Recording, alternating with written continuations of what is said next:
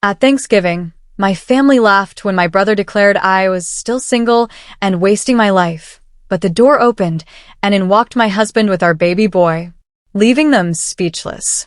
I'm Sophie, 32 years old, and this happened just a few weeks ago at our family's Thanksgiving dinner, the very one I almost decided not to attend. I hadn't seen most of them in over 2 years. It wasn't because of some explosive argument or dramatic falling out, but because life had pulled me in another direction, and honestly, because my family never truly made me feel welcome. Growing up, I was always the quiet one. My brother Liam, 34, was the golden child. He was the captain of his high school football team, the social butterfly, and the one everyone adored. Meanwhile, I was the background character, the bookish girl who never quite fit their mold. After college, I moved away, started a career in behavioral therapy, and quietly began building my own life. Liam stayed close to home, always showing up at family events, always filling the room with his booming personality.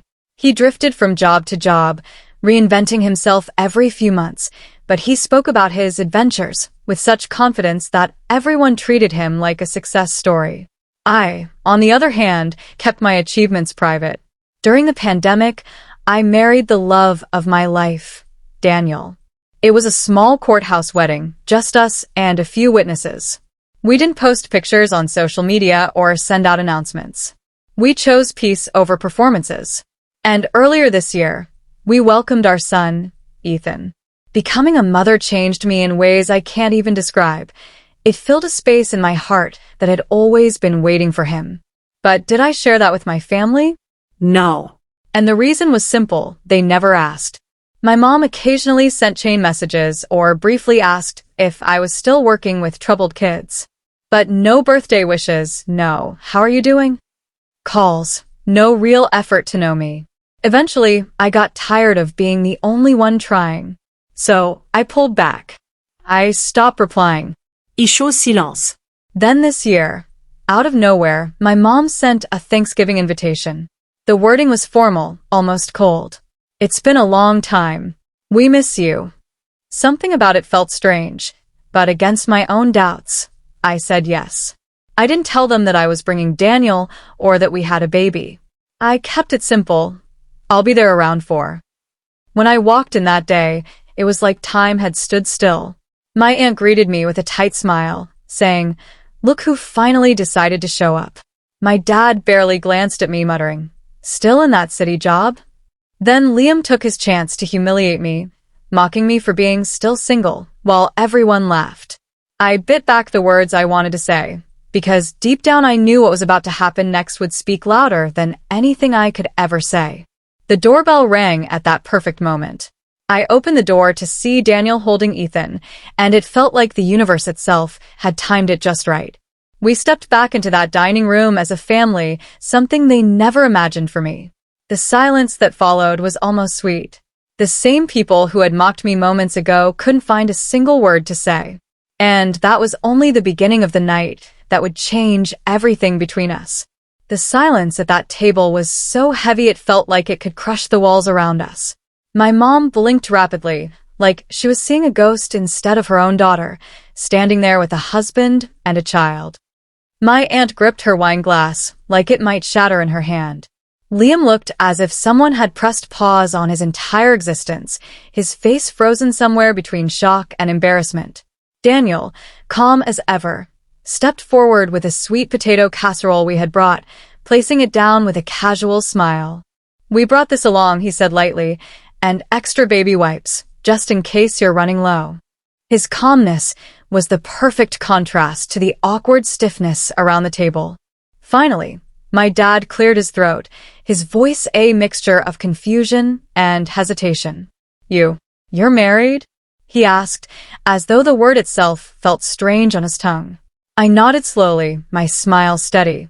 "Almost 2 years now." My mom's face twisted between shock and hurt, her voice cracking as she turned toward Daniel.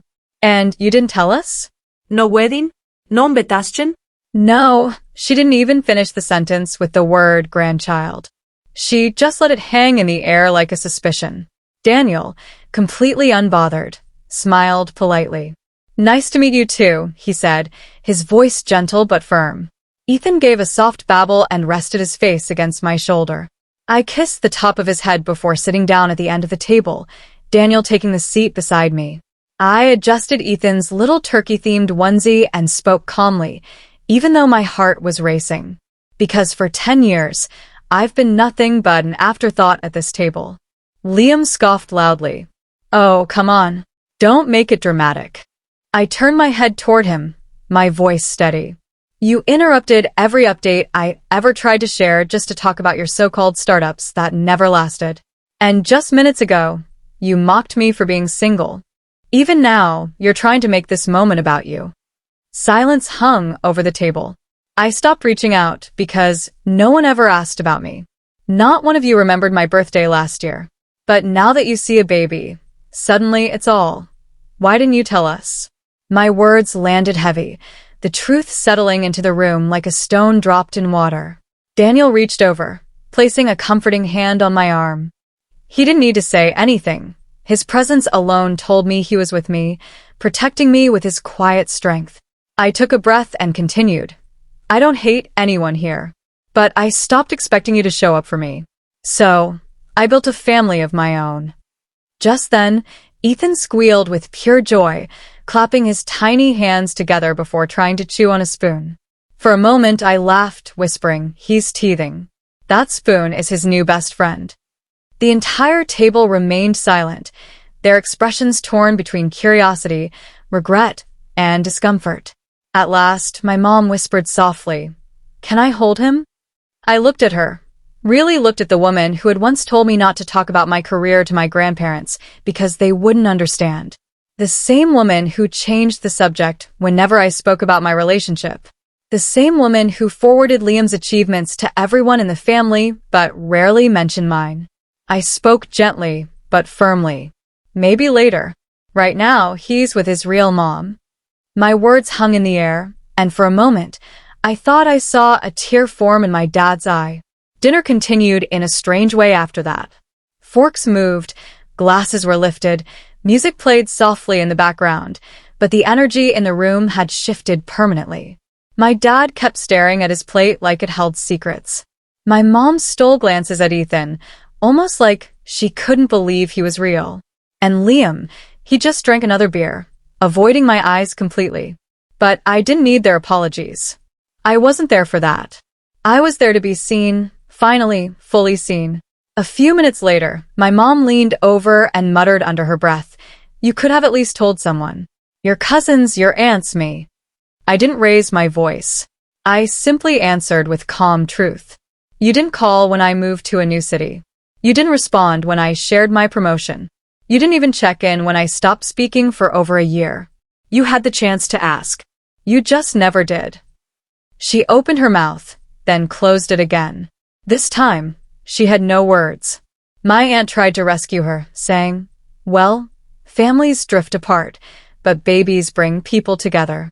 Before I could answer, Liam mumbled from across the table, Some people just want attention. Daniel's grip on his fork tightened, but I held up a hand to stop him. No, Liam, I said clearly. I didn't post a pregnancy announcement online. I didn't brag about a courthouse wedding. I didn't send out elopement postcards like your fiancé did. You've spent years calling me selfish for not coming to every family barbecue, but I was building something real. I paused, looking around the table. I built the marriage, a home, a career, and a life that doesn't depend on your approval. The room fell silent again, except for the soft gurgle of Ethan playing with his mashed peas as Daniel fed him. For the first time in years, I felt the power shift. I was no longer the quiet background character. I was leading the table with my truth. The tension at the table hung like a heavy curtain no one wanted to pull aside. Every fork scrape, every glass tap felt louder than it should have. Everyone tried to pretend dinner was normal, but the truth had already been spilled into the open. My cousin Maya kept sneaking glances at me, as if she were seeing me clearly for the first time. My dad sat quietly, his gaze fixed on his plate, his mind clearly miles away. My mom kept looking at Ethan with a strange mixture of longing and regret, but She couldn't find the words to bridge the distance between us. Then, as if he hadn't already said enough, Liam opened his mouth again. His voice dripped with the same old condescension. So, what's the plan now? Show up every 2 years with another surprise? What's next, twins? His words drew a few nervous chuckles, the kind of laughter that doesn't come from joy but from people too afraid to confront him. My mom tried to hush him, her voice small. Liam, not now. But I turned toward him with a calmness that surprised even me. The plan is simple, I said steadily. I'm going to keep living my life. The one you all chose to ignore. Liam rolled his eyes, his smirk returning. Oh, come on. Don't act like you've been some victim here. You chose to stay away. I met his eyes without flinching. No, Liam. I chose to protect my peace. That's when my dad, who had been quiet all evening, finally spoke up. His voice was gentle, but weighted with something I hadn't heard from him before. Where do you live, Sophie? It wasn't just a question about a house. It was a question about me, about the life I had built beyond them. I shared a quick look with Daniel before answering calmly. The white craftsman-style house on the corner of Elmwood. Red mailbox. We bought it in cash 5 months ago. My mom's eyes went wide. That's the Johnsons' old house, she whispered. I nodded. Liam froze mid-sip, his face going pale. Wait, you bought the Elmwood house? The one you said was way out of your league. His voice cracked with disbelief. Yes, I replied, my voice steady and clear. The very same house. Gasps rippling around the table were almost comical. My aunt dropped her fork, and Maya whispered an audible what? Under her breath. I continued without hesitation. And just so everyone knows, yes, Daniel and I are married. Yes, Ethan was planned. And no, I'm not here to ask for anyone's approval. I came tonight because I deserved a seat at this table. I always did. My gaze landed directly on Liam. And you? You've had a seat your whole life. You just never learned how to earn it. His face flushed red, his mouth opening and closing like he wanted to argue but couldn't find the words. Finally, he shot up from his chair, anger radiating off him. You think you're better than us now? He spat. I stayed seated, my voice calm. No, Liam. I think I'm finally free from caring. Daniel stood, gently lifting Ethan, who had fallen asleep in his arms. His movements were calm, protective, like he knew this moment was the closure I needed. I stood too, straightening my dress before looking toward my mom. Thank you for dinner, I said honestly. The stuffing was wonderful. She looked like she wanted to speak, her mouth opening, but the words refused to come out. As I reached the door, my dad's voice stopped me. It was softer, shakier than I had ever heard it. I'd like to meet my grandson sometime. I paused, my hand on the doorknob, then turned back slightly. Maybe, I said quietly, if you learn to ask about me, not just what you expect from me. His eyes dropped, and for the first time in years, he had nothing to say. Daniel and I stepped out into the crisp evening air, Ethan stirring slightly in his sleep. His little voice murmured, Mama, as he settled back into Daniel's arms. Daniel smiled at me, his voice low and warm. Perfect timing. We buckled Ethan into his car seat, got into our car, and drove home. Not to prove anything to anyone, but simply because we could. A week later, I posted a single photo. No filters, no special effects. Just me, Daniel, and Ethan sitting on our front porch. Ethan wore his little fuzzy bear hat. Daniel was in his comfortable sweats, and I held a coffee mug that read, Still Becoming. The caption was simple. First Thanksgiving in our home. Family means something different now. No tags. No drama. Just peace. By nightfall, my phone buzzed relentlessly. 14 missed calls. 6 texts from my mom. 2 emails from Liam. And a voice note from my aunt that began with, We just didn't know, Sophie. I didn't reply. Instead, I turned off my phone, pulled Ethan close, kissed his soft cheek, and whispered, You'll never have to beg for love in this house. For the first time in my life, I meant every word.